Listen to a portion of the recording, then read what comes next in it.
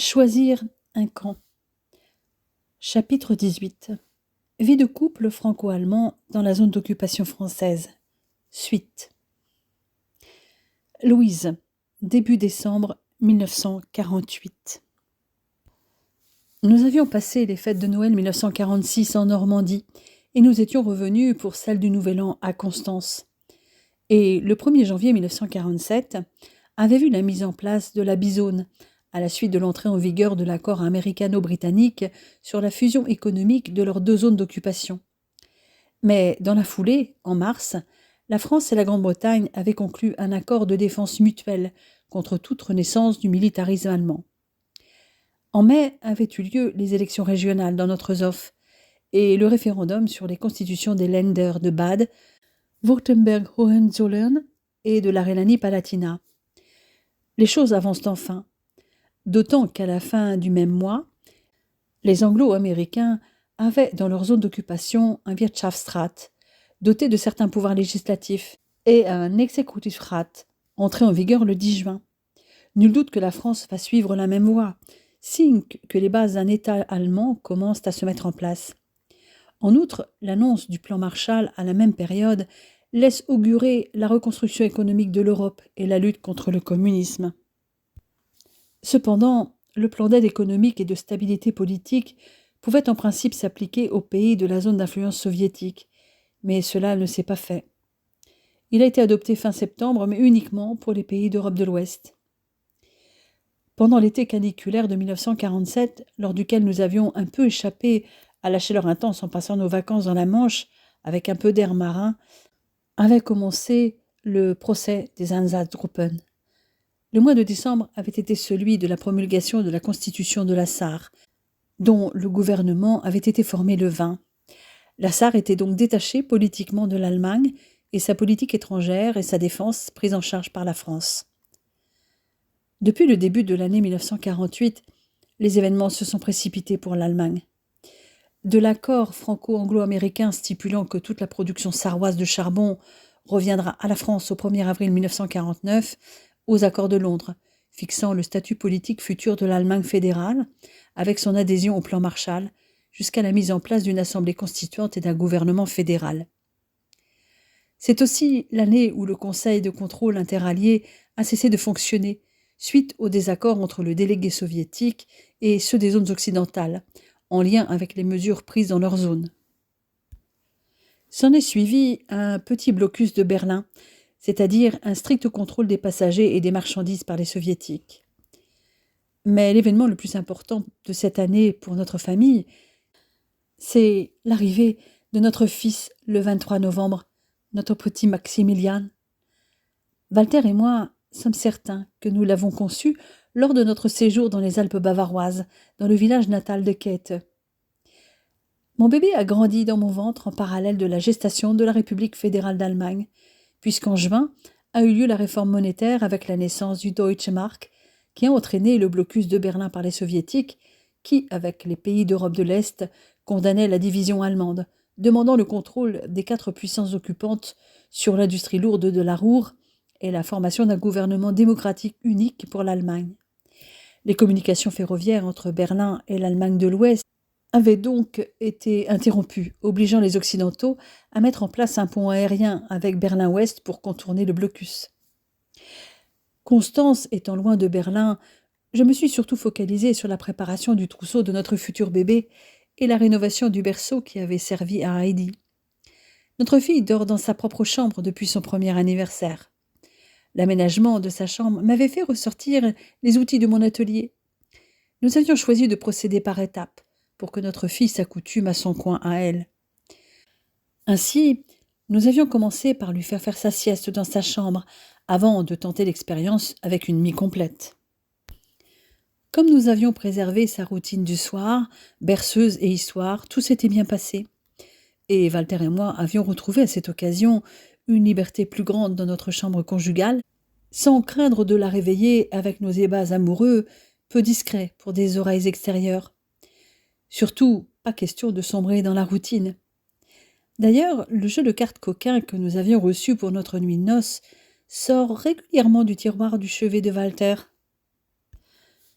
lors de nos vacances en France, avait eu lieu dans un monastère sur l'île de Herrenchiemsee, en Bavière, la Verfassungskonvent auf Herrenchiemsee, réunion d'experts envoyés par les Länder des zones d'occupation américaines, britanniques et françaises pour rédiger une première version du projet de constitution du futur État fédéral ouest-allemand et préparer ainsi le travail du Conseil parlementaire en septembre.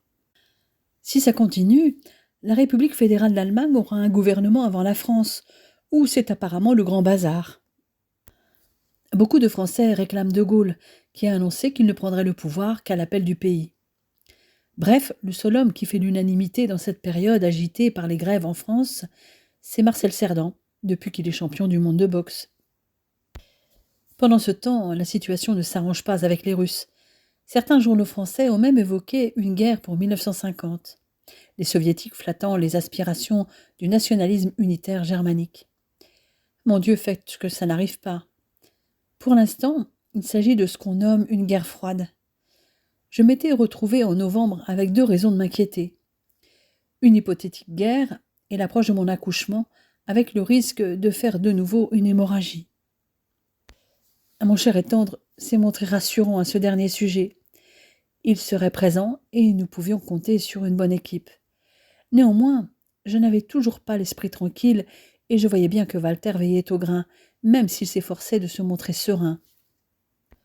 Je voyais bien ses lectures, et je savais aussi qu'il était très insistant auprès de son confrère obstétricien. Comme je le dis souvent, lorsqu'il faut être prudent, il lui avait demandé de prévoir ceinture et bretelles, pour prévenir tout incident désagréable. Encore une expression qui l'avait bien fait rire. Donc, j'avais eu droit à tout un bilan sanguin pour vérifier que je n'avais pas de problème de coagulation. Résultat, tout était normal de ce côté. Il était prévu de m'administrer de l'ocytocine immédiatement après la naissance de notre bébé pour éviter une hémorragie du postpartum. Et mon tonus utérin serait de toute façon surveillé de près, étant donné mes antécédents obstétricaux. Par conséquent, après avoir perdu les os vers 23 heures, mon cher époux m'avait transporté illico à la maternité de l'hôpital. Cette fois, mon accouchement s'était bien passé, sans hémorragie de la délivrance. Max était né à 6 heures du matin, après 7 heures de travail. 7 heures pendant lesquelles Walter ne m'avait pas lâché d'une semelle, tenant ma main et ne cessant de me dire des mots d'amour en français, en allemand et en anglais, ce qui avait laissé l'obstétricien et son équipe pantois. Les compatriotes de mon homme sont en effet peu coutumiers des démonstrations publiques de sentiments aussi ostensibles envers une parturiente, ou même envers toute femme en général. Et le moins qu'on puisse dire, c'est que mon Walter y était allé très fort avec sa kleinen französischen Liebe. Outre les mots d'amour, ils avaient assisté, médusés, à un florilège de gestes d'affection, French kiss compris, tout aussi habituels pour eux.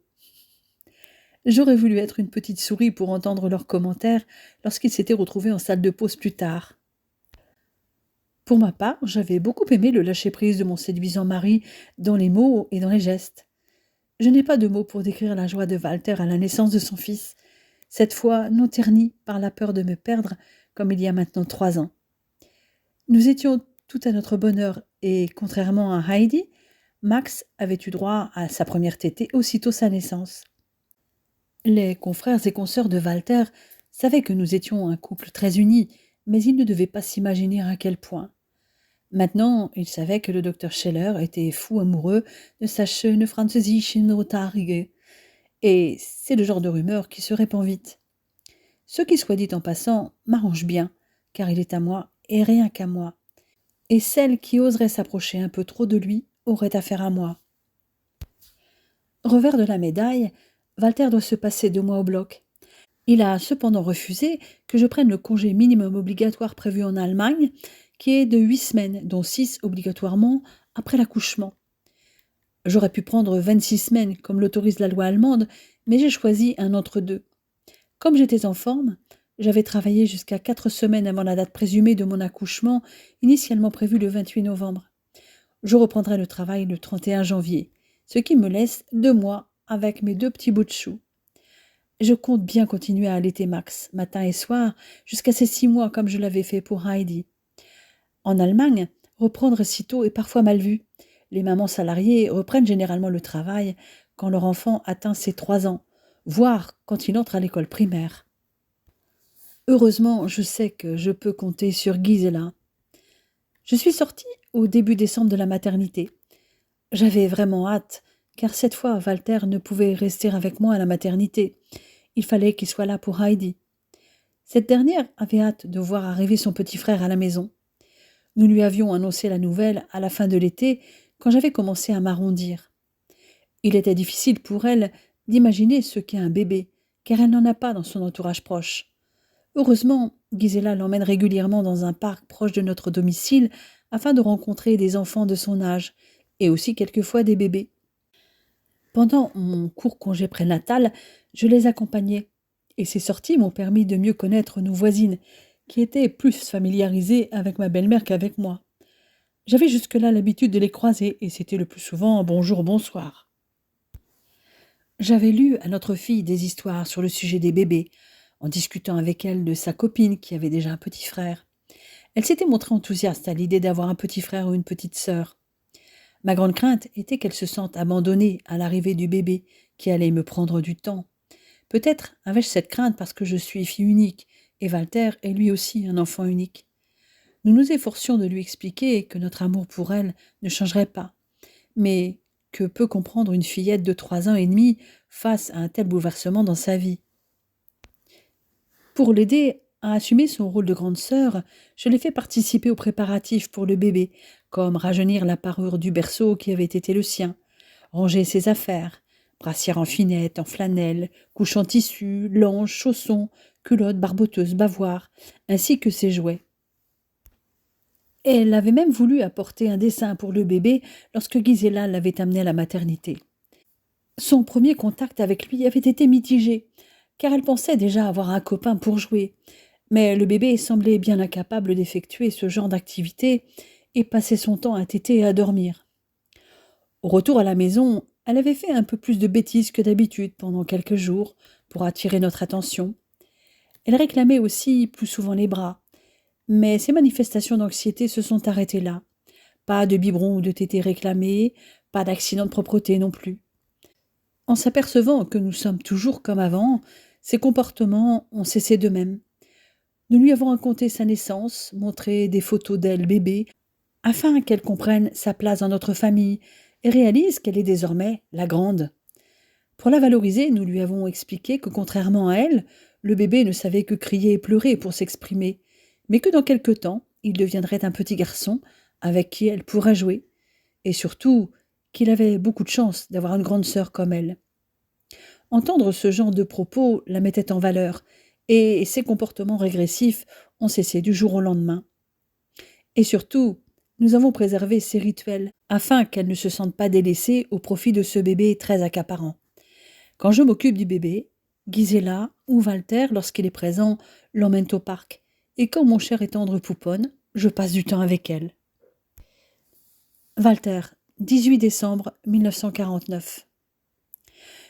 Eu égard à la naissance de Max, les parents de Louise se sont déplacés pour Noël et nous ont fait la surprise de débarquer avec Bernard, qui a fini par se fiancer avec Eileen, et le mariage va avoir lieu en Écosse.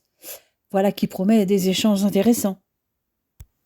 Le 4 avril, 12 pays occidentaux, dont les États-Unis, le Royaume-Uni, la France, la Belgique, les Pays-Bas, le Luxembourg, l'Italie, le Portugal, le Danemark, l'Islande, la Norvège et le Canada avaient signé le pacte atlantique malgré les protestations de l'URSS qu'ils avaient rejetées. Cet accord est aussi un avertissement suprême à Moscou.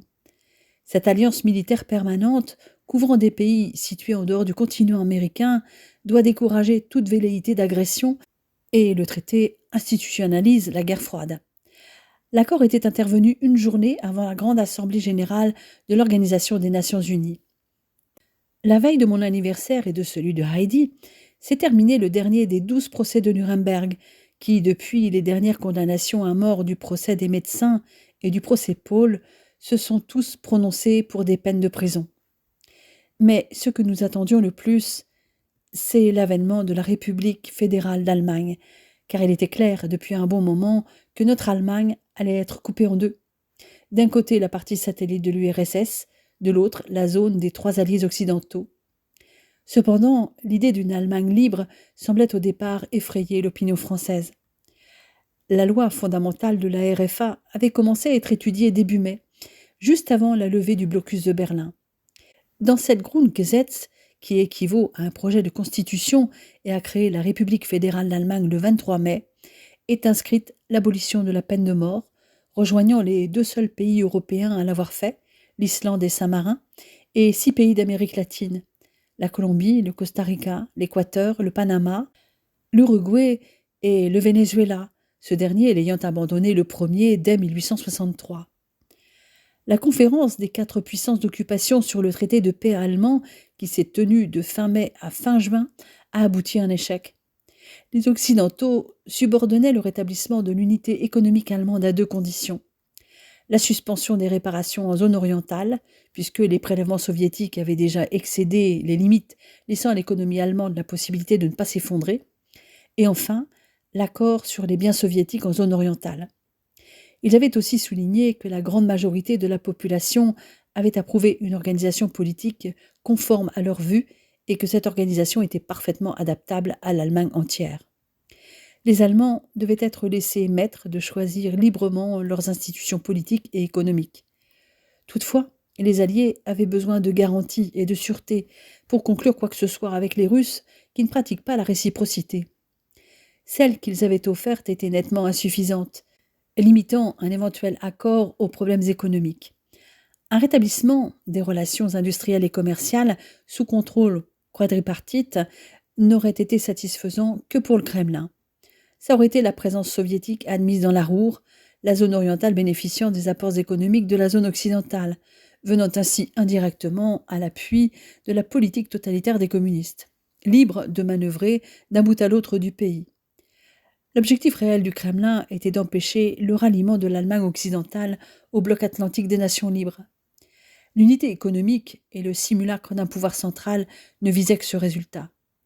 Et les espérances des Alliés avaient été tout aussi largement trompées. Voir les Russes, pris au piège de leur blocus et de leur propagande germanophile, contraints d'abandonner leur position, de se replier derrière la Pologne et de confier au communisme local le soin de poursuivre sa politique allemande.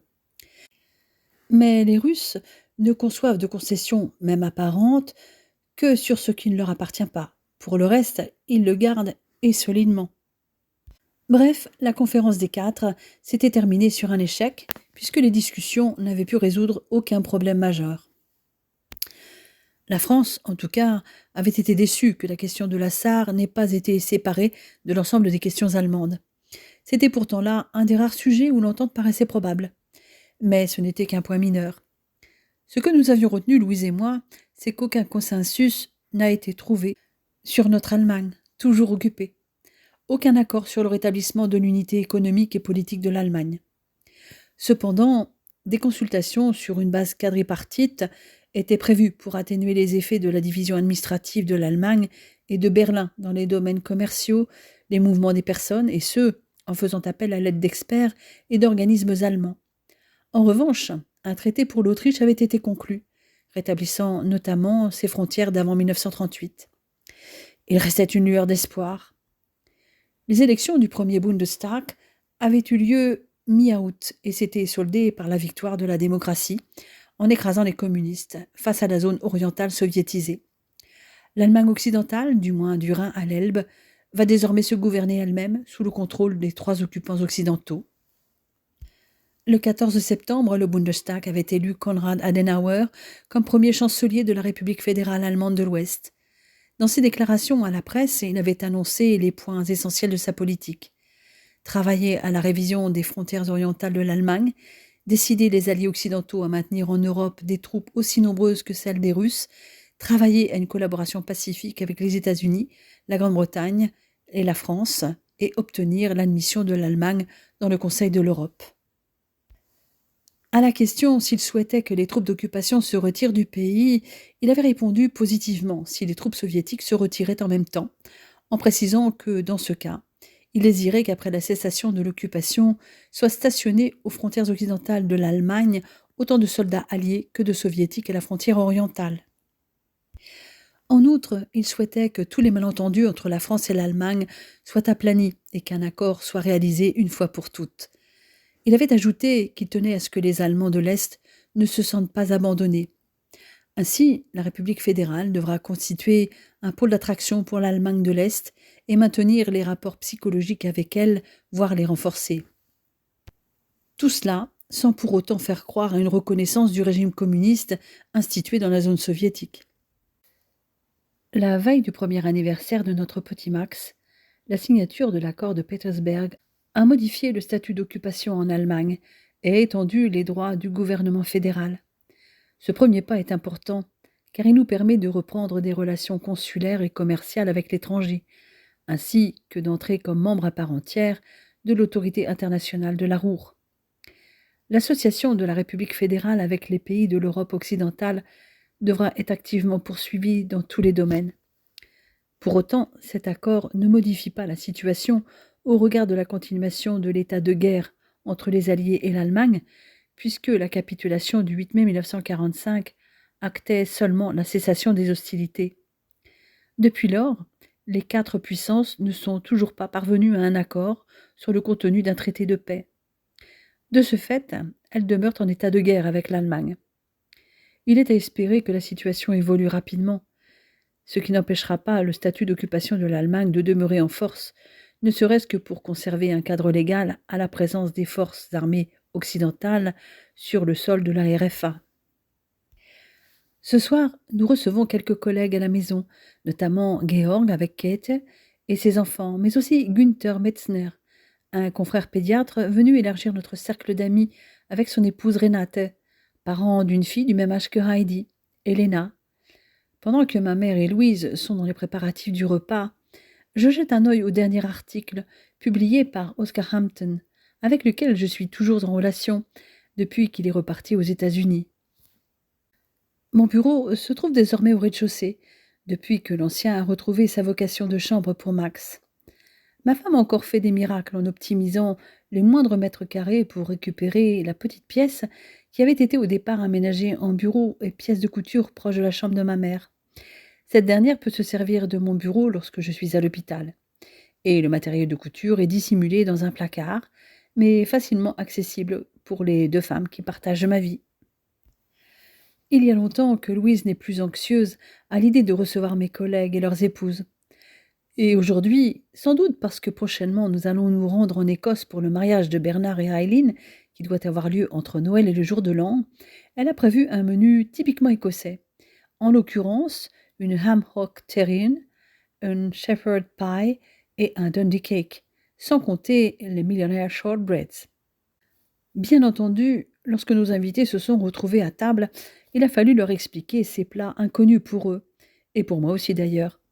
Finalement, la Hamcock terrine est une terrine de jarret de porc, cuit lentement avec des herbes aromatiques et un bouillon savoureux, que Louise a servi en apéritif avec du pain croustillant, des cornichons et de la sauce piccalilli, une sauce que j'avais connue en Belgique. Quant à la shepherd's pie, je trouve qu'elle ressemble au hachis parmentier que fait fréquemment Louise, mais avec de la viande d'agneau hachée au lieu du bœuf mélangé avec une sauce élaborée avec de la bière et de la Worcestershire sauce et du cheddar à la place de l'emmental. Le dessert que ma femme chérie nous sert est une douceur traditionnelle de Noël dans tout le Royaume-Uni. Un gâteau au beurre très parfumé, enrichi de noix hachées, de raisins secs, de cerises confites et de marmelade et d'écorce d'orange, sous une couverture d'amandes croquantes qui a fait l'unanimité chez les enfants comme les grands. Une promenade postprandiale n'a pas été un luxe après ce copieux repas, au cours de laquelle nous avons poursuivi la conversation commencée à table sur le bilan de la présence française en Allemagne au niveau culturel. Ne te vexe pas, Louise, mais en Allemagne, on a souvent l'impression que les Français étaient généreux d'une main, en particulier dans le domaine culturel, mais qu'ils reprenaient tout de l'autre main sur le plan politique et économique, aimait Georg. Oh, mais tu ne me vexes pas. Il y a souvent eu beaucoup d'incompréhension entre les deux peuples. Dans l'esprit des Français, l'Allemagne est un pays peuplé de fonctionnaires fidèles, incorruptibles, de soldats courageux, d'ouvriers travailleurs. Ces qualités, purement germaniques, d'obéissance et d'amour du travail bien fait, vous les devez à votre éducation, qui repose sur le principe de l'autorité et qui enseigne la discipline et le respect du règlement. Pourtant, en 1945, quand la guerre a cessé, ce n'est pas ce qui dominait. J'ai eu parfois l'impression qu'après la disparition du régime totalitaire qui avait réglé la vie de ce pays pendant des années, ses habitants s'étaient retrouvés livrés à eux-mêmes, sans fureur pour dicter leur conduite. Tant que ce dernier exigeait du peuple allemand des privations, un esprit de sacrifice, tout le monde avait obéi sans rechigner. Mais avec l'occupant, et quel que soit le poids de sa présence, il n'était plus question d'accepter le moindre sacrifice, alors que tout était en ruine. C'était vécu comme une atteinte à la liberté, alors que celle-ci n'existait pas vraiment depuis 1933. Je vois mon ami réfléchir à cet argument, sans pour l'instant trouver quoi répondre. Alors Louise poursuit. Je comprends d'ailleurs cette réaction. Jamais mes compatriotes ne se sont sentis aussi français que lorsque notre pays a été occupé. Certains l'ont manifesté en résistant, d'autres ont fait le dos rond et se sont efforcés de paraître invisibles pour passer au travers des gouttes, et le reste a collaboré. L'obsession, c'était de trouver de quoi manger, se vêtir ou se loger quand notre habitation avait été détruite par les bombardements. Finalement, quoi qu'aient fait les occupants ici, comme ça avait été le cas en France, malgré les efforts des militaires puis des administrateurs français ensuite, ça n'était jamais assez bien. Il n'est jamais venu à l'esprit de la plupart des Allemands que depuis 1940, les Français vivaient avec un apport calorique de 1000 calories pendant que vous en aviez 1800. Alors évidemment, quand la pénurie est arrivée ici, ça a été dur. Mais le rationnement était toujours le même en France. Les tickets n'ont été supprimés que cette année. Un silence prolongé s'installe après cet exposé. Chacun d'entre nous sait que Louise ne cherche pas à nous culpabiliser. Nous avons souvent eu de ces discussions sur certains comportements discutables des occupants français, et elle est la première à les critiquer. Elle est aussi la seule à avoir connu 2 types d'occupation. Et tout le monde convient avec elle qu'au moins depuis 1945, bien qu'occupé, le pays ne vivait plus dans la terreur d'arrestations arbitraires. Mais évidemment, comme le disait La Fontaine, dans je ne sais plus quelle fable, ventre affamé n'a point d'oreille. Là où la France a marqué des points, c'est au niveau culturel, dis-je soudainement. J'évoque les traces profondes laissées par 12 années de dictature nazie, surtout parmi les jeunes. Dans les écoles, comme dans les universités, dans la Hitlerjugend, la BDM, les bataillons du travail, l'armée et les multiples associations du parti, l'endoctrinement avait semé un poison difficile à extirper. Et la défaite avait provoqué une rupture entre les générations, les jeunes accusant leurs parents de les avoir trahis en amenant le nazisme, responsable de tous les malheurs actuels, les vieux reprochant aux jeunes leur apathie et leur fatalisme face à la débâcle. Par conséquent, la jeunesse avait rapidement détesté tout ce qui touchait à la politique, et partant au programme de rééducation auquel les Français attachaient une importance primordiale. Pourtant, un grand nombre de jeunes Allemands avaient fini par se laisser amadouer. En effet, ce que dit Walter est assez juste, aimait Günther. Pour les jeunes Allemands, l'arrivée des Français a été une véritable découverte. Les soldats apportaient dans leur pactage des livres traduits dans notre langue. Nous n'avions jamais lu un livre normal et nous nous sommes précipités sur cette nourriture spirituelle. En tout cas, moi et mon frère, de presque 10 ans plus jeune que moi, l'avons fait. Et seuls les Français offraient cette opportunité. Pendant que les Américains distribuaient du lait et du chocolat aux enfants de leur zone, eux nous apportaient la culture, le théâtre, le cinéma. Ils le faisaient aussi pour défendre et rehausser l'image de la France, intervient Louise. Oui, certainement, avoue Günther. Mais ce qui m'a le plus frappé, c'est la facilité qui nous était accordée de côtoyer les artistes français qui venaient se produire dans les théâtres de la zone, à Baden surtout. Un privilège que même un petit Français ne pouvait avoir chez lui, constate ma femme avec un sourire. Je suis bien conscient que les artistes venaient pour les troupes d'occupation, mais nous, les occupés, avions le droit d'en profiter. J'ai vu ainsi Jouvet, Brasseur, Popesco.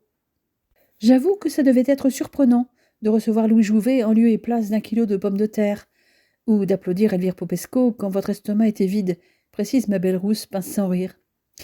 La vie à la française est ainsi faite. On vous autorisait à aller au théâtre, français, alors qu'en zone américaine, les Allemands mieux nourris étaient tenus à l'écart. Le pédiatre argue que dans le domaine de la culture, tout était permis, encouragé.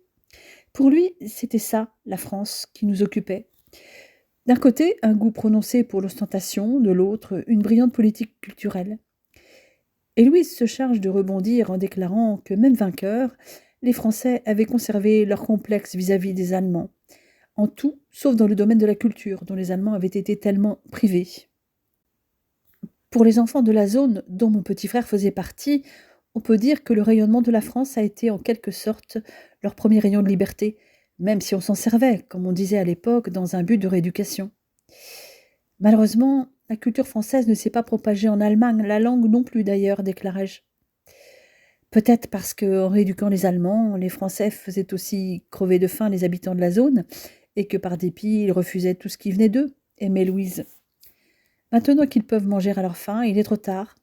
La civilisation de consommation qui atteint maintenant l'Allemagne est américaine, pas française.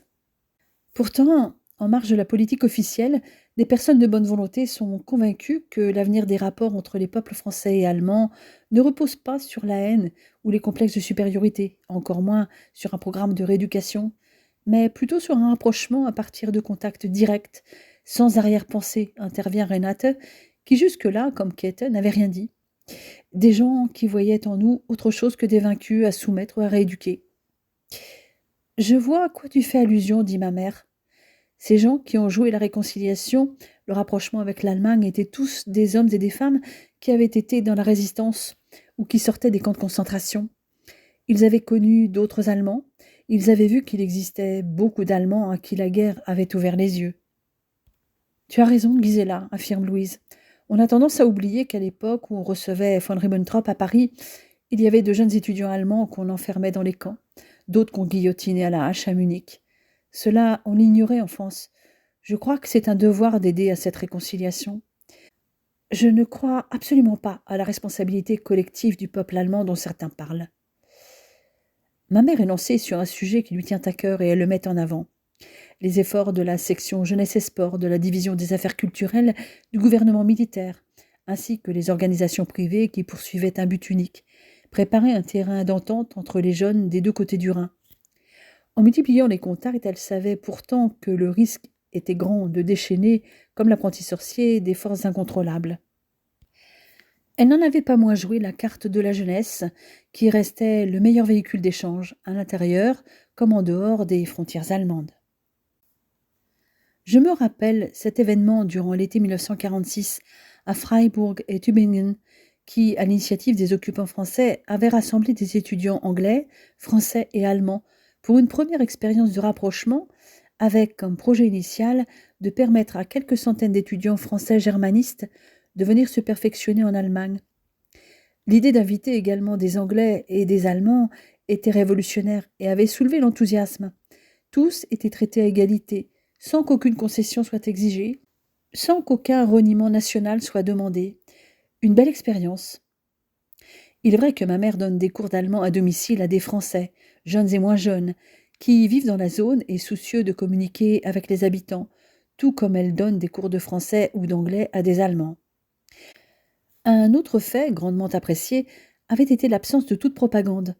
Les Allemands, d'abord soupçonneux, avaient été agréablement surpris en ne trouvant aucune mention politique, ni même rien qui concerne la France dans le programme. Mais ce qui les avait impressionnés le plus, c'était l'absence totale de règlements et de contraintes. Les organisateurs avaient bien pris garde de ne pas orienter systématiquement les débats vers des sujets épineux, ce dont les étudiants français, comme leurs collègues anglais, n'avaient pas été dupes. Par la suite, des réseaux d'amitié s'étaient créés sur la base d'une parfaite égalité de sentiments. C'est aussi comme ça qu'ont été lancés les ciné-clubs, reprend Renate, et il y avait même eu une formation d'animateurs de ciné-clubs. Depuis, il y en a eu bien d'autres. L'Office franco-allemand est né de ce qui a été entrepris à l'époque. Je ne le dis pas, mais je pense que les organisateurs ont dû faire face à certaines difficultés. Car les jeunes Français avaient dû accepter la perspective de rencontrer des jeunes Allemands en âge d'avoir participé à la guerre et peut-être à certaines atrocités. Aussi, pour eux, traverser le Rhin signifiait aussi se retrouver au milieu d'un peuple qui avait permis au Radour et à Auschwitz. Et partant, il me semble impossible de passer du jour au lendemain du mépris à la compréhension et de la haine à l'amitié. Les Allemands, de leur côté, étaient les vaincus, devenus les victimes de gens avec qui ils auraient pu continuer la lutte à l'Est contre les bolcheviks. Aussi, la bonne volonté des Français allait de soi. Pourtant, ça avait marché et débouché sur des relations d'amitié et parfois d'amour, même si l'évolution des esprits laissait encore à désirer. Ces initiatives augurent toutefois bien de l'avenir possible entre nos deux pays. Les politiques ont aussi la volonté d'un rapprochement. Louise est un bon exemple, puisqu'elle a choisi par amour de vivre en Allemagne. Elle garde intacte sa culture française, teintée de culture écossaise, comme le montrent les millionnaires shortbreads qu'elle dégaine à notre retour de promenade, au moment du thé pour les uns et du café pour d'autres. Ces petits gâteaux avec leurs biscuits au beurre, le caramel fondant et le chocolat au lait font craquer tout le monde. Vous savez quoi annonce-t-elle la bouche pleine, au mépris des convenances. Je trouve qu'il y a du bon dans tous les pays, surtout en cuisine. Parce que, depuis que nous nous connaissons, je vous ai servi des plats français, allemands, italiens et aujourd'hui écossais. D'ailleurs, vous savez à qui nous devons ces petits gâteaux que vous avez l'air d'apprécier? Je sens que tu vas nous le dire, rétorque Kate. Eh bien, ce sablé du millionnaire, très calorique, mais si bon et addictif, est traditionnellement offert aux premiers visiteurs le jour de l'an, date du XIIe siècle. Mais c'est sous l'influence de Mary, reine d'Écosse au XVIe siècle, qu'il est devenu plus raffiné et plus riche. Dois-je vous rappeler que Mary Stuart, reine d'Écosse, à 6 jours, avait aussi été reine de France et y avait vécu depuis l'âge de 5 ans, jusqu'à la mort de son époux alors qu'elle en avait à peine 18. Le clan dont descend ma mère avait d'ailleurs prêté allégeance à la reine Mary contre les Anglais. Ça s'est gâté par la suite. Le clan s'est divisé ensuite au XVIIIe siècle, une partie restant du côté des Stuarts, catholiques, l'autre embrassant la cause des Orange-Nassau, protestants. Et aujourd'hui, tout le monde se mélange allègrement. Je vois venir la suite. Ma femme adorée est pour une Europe unie et elle est en voie d'obtenir satisfaction, puisque le Conseil de l'Europe a été créé en mai cette année dans l'objectif de favoriser l'unification du continent et de promouvoir la réconciliation entre les peuples. Et notre Allemagne de l'Ouest va certainement rejoindre à brève échéance les 12 pays qui y adhèrent déjà. Ne sommes-nous pas la preuve que c'est possible, annonce-t-elle avec emphase, puisque nous sommes amis? Bon, je vous l'accorde, il y a ici plus d'Allemands que du reste. Heureusement qu'à moi toute seule, je représente la France et le Royaume-Uni. Notre couple en est bien la preuve, mon amour, ajoutai-je. Et notre fille est déjà parfaitement bilingue. Bon, je vous accorde qu'elle mélange certains mots de temps en temps, mais elle se fait comprendre de tout le monde et elle comprend parfaitement le français et l'allemand. Et avec Louise, nous communiquons encore plus par gestes. En disant ces mots, j'enlace mon précieux trésor pour un profond baiser. Mais nos amis sont maintenant habitués à nos gestes affectueux l'un envers l'autre, chose que nous ne ferions pas en public. Louise m'a délivré sur beaucoup de plans. Dès que j'avais croisé le regard de ses magnifiques yeux bleus la première fois que nous avions œuvré ensemble dans un bloc opératoire, j'avais su que ma vie allait changer. Nos échanges ensuite n'avaient fait que confirmer qu'elle me plaisait plus que je n'aurais su le dire. Elle était devenue le centre de mes pensées. Grâce à elle, j'avais fini par accepter toutes ces émotions contradictoires qui m'assaillaient alors, tristesse, culpabilité, espoir. J'avais achevé de faire mon deuil de mon ancienne vie sans rien oublier. Je m'étais redécouvert moi-même. Louise avait redonné un nouveau sens à ma vie, et je lui avais ouvert mon cœur comme elle m'avait ouvert le sien. Elle avait accepté cette histoire d'amour antérieure à notre rencontre qui m'avait façonné. Grâce à sa bienveillance et sa compréhension, je m'étais senti autorisée à aimer à nouveau, à être heureux. Avec elle, ma Louise. Elle est tout pour moi. Ma meilleure amie, mon âme sœur, mon amante, la mère de mes enfants chéris, celle qui partage mes moments de joie, qui célèbre mes réussites, mais qui affronte aussi avec moi les problèmes quand ils se présentent. J'ai besoin d'elle pour me sentir accompli, complet et heureux. Depuis 5 années, elle est devenue mon monde, la femme de ma vie, et je sais que ses sentiments sont partagés pour l'éternité.